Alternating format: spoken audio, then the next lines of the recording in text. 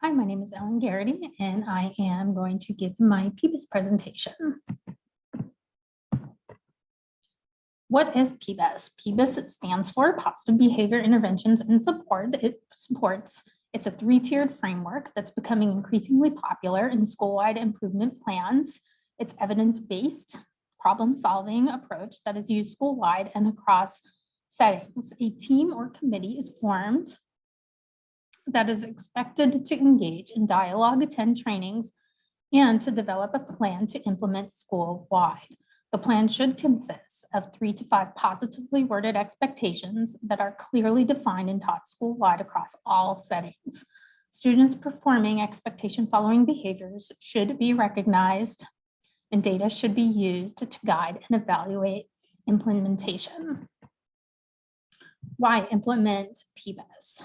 When implemented with fidelity, PBIS promotes a more positive school climate and safer learning environments with fewer disciplinary incidents and increased academic achievement. Students learn about and increase appropriate behavior while they also learn about and decrease undesired behaviors. When PBIS is implemented correctly, educators create an environment that helps all students achieve important behavior changes while promoting a positive school climate. What is a school-wide PBIS plan? In the next slide, I'm going to be talking about a class-wide PBIS plan, but right now we're going to look at a school-wide PBIS plan. It's a research-based prevention strategy designed to reduce behaviors that lead to discipline referrals and suspensions. Specifically, it's a plan that's implemented school-wide and across all settings and intended to improve a school's climate. It's intended to acknowledge a student's natural desire for recognition and promote positive behavior with the hope to lead to a decreased the amount of negative behaviors.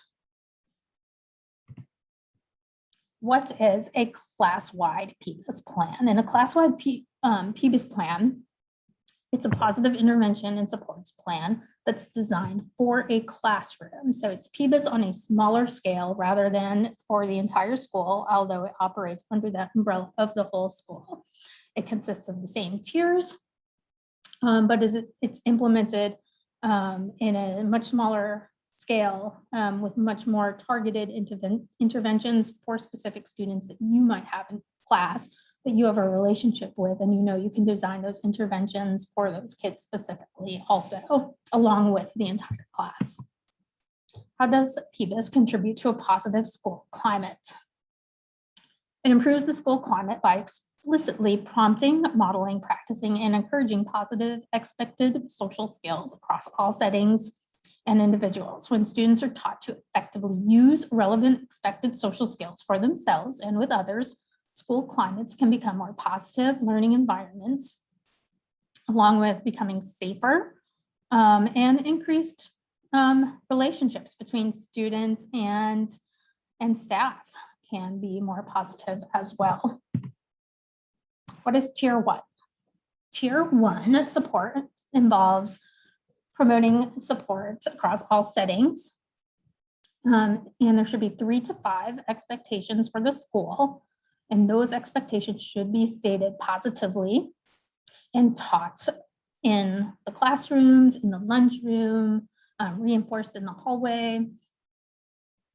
Your goal with tier 1 is to increase positive behaviors and to decrease expectation violating behaviors. Data should be used to guide and evaluate implementation. So what are some examples of tier 1 interventions? We're going to look at some breaks. Oftentimes students who have a history with negative behaviors might need a break. And maybe with a break, when they come back, they can be refocused and ready to move on with the activities.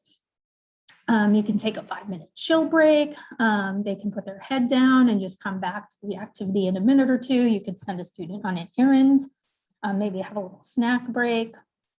Or even send the student to have, just a 5-minute conversation with a trusted adult in the building. Offering praise to students. When students are receiving positive feedback from their teacher and other professionals. It often improves that student's self-confidence, their self-esteem, and increases expectation appropriate behaviors. Positive notes. A positive note to a parent and to a student can increase a student's desire to improve their behavior. It can also improve the rapport and dialogue between the teacher and the parent, and the teacher and the student. Rewards. Some students thrive when they are working for rewards. It helps students to stay engaged. And having a reward system in the classroom can increase motivation and effort. Those rewards can be snacks, candy, chips, depending on the age of the student. It could be, colorful pencils, stickers, what have you. Different students will work for different things. So it would be important for a teacher to build a relationship and report with students to know what appropriate rewards to have in the classroom. Flexible seating. This is something that I used, and this is indeed a picture from my classroom. Flexible seating works within a PBIS plan because it offers students a creative choice where to sit. For example, students can choose between a beanbag, a cushioned office chair, restaurant style diner stools, and podiums for those students who just like to stand. I have a couple of those students in my classroom.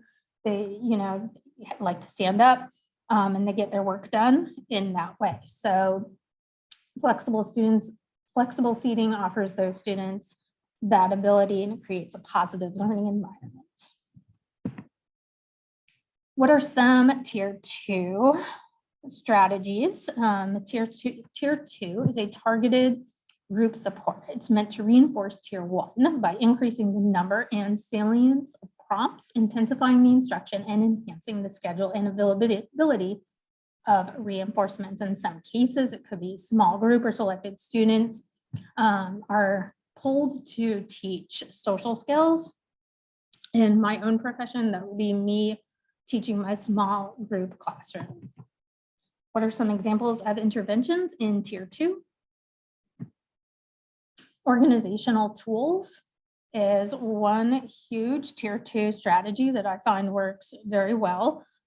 Using organizational tools can improve structure, and it can help develop and establish routine to schedules, which oftentimes a lot of students really need that skill reinforced just to be able to know when to get their assignments done, when to show up for sports practice, and it really just helps them to stay organized and on top of things.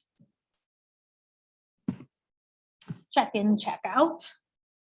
As you can see, I've added a picture of a check-in, check-out point sheet that I have made for my own classroom. I currently do not use check-in, check-out. However, after this class, I've learned a lot about it, and I plan to attempt to implement a check-in, check-out strategy in my classroom. It is a targeted intervention, and it can be used to decrease chronic expectation violating behaviors.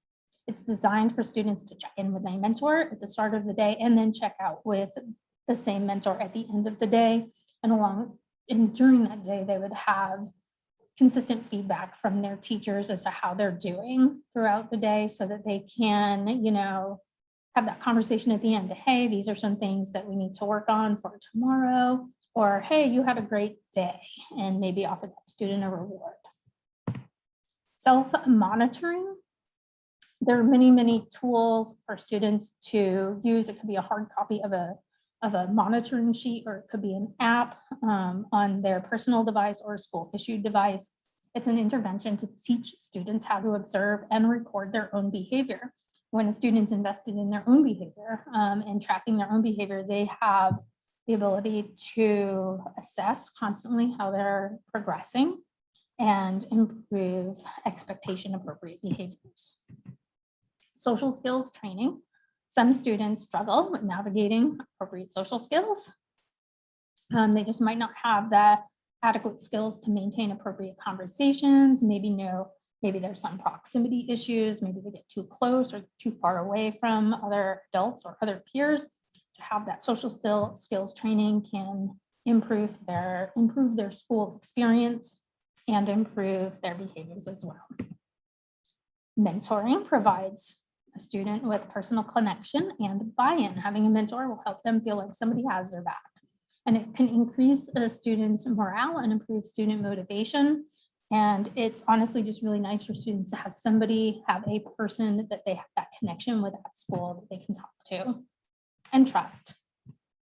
Tier 3. Tier 3 is that's where students would receive more intensive individualized support to improve their behavioral and academic outcomes. It's for students who chronically have behavior issues that are, maybe at risk of dropping out. They're in and out of suspensions. Perhaps they might have some disabilities or emotional issues. Maybe they have ASD and they need more targeted support. Some examples of tier 3 interventions are a functional behavior analysis. A functional behavior analysis is a process of identifying problem behaviors and then developing interventions to improve or eliminate those behaviors. At my school, this is not something that I am in charge of. However, I do oftentimes provide feedback for ISTs and counselors to do functional behavior analysis on students. When an antecedent, the cause of the behavior is identified, it can help to use that information to come up with a strategy to alleviate the negative behaviors and increase positive behaviors. Having a positive contract with the student that is used to provide students with more one-on-one help, support, and intervention. They can be used to hold students accountable and provide structure and routine and consistency along with organization. Individual and visual schedules. They are used as a routine and agenda for students. They can also provide instructions for students' daily procedures in class, or for some students, maybe even navigating the hallways to get from one place to the next. I've included a picture of a visual schedule that I use for a student that has ASD. As you can tell, this student clearly is a big Spider-Man fan. That is why I have all the Spider-Man pictures, but that can help him with just knowing what to do and when. Alternatives to suspension. Suspending students is unproductive. Often students who have in-school or out-of-school suspension, they don't complete their schoolwork and they fall behind in their classes, which is not something somebody who is chronically struggling with their behavior needs to do. They need to be in school. And so it's very important for schools and the PBIS plan to come together and find some alternatives to suspension. I currently am not in charge of that. I'm a teacher at my school. However, once this class is over, I do plan on joining the PBIS team and helping to come up with some alternatives to suspension. Behavior intervention plan is a plan designed by professionals. It's a plan designed to increase positive desired behavior and decrease challenging behaviors. We see this oftentimes in conjunction with the student's IEP and individual education plan. I am a case manager, so I manage the IEPs for a caseload of my students, and some of them do have behavior intervention plans, and those are plans that I do write. And they do identify the behaviors and come up with strategies to reduce those the undesired behaviors and increase positive behaviors. Some resources that I feel like are very, very helpful, not just for myself, but for anyone who's interested in PBIS, two websites that are just an absolute wealth of information. The first is the Center for PBIS, and the next one is PBIS World.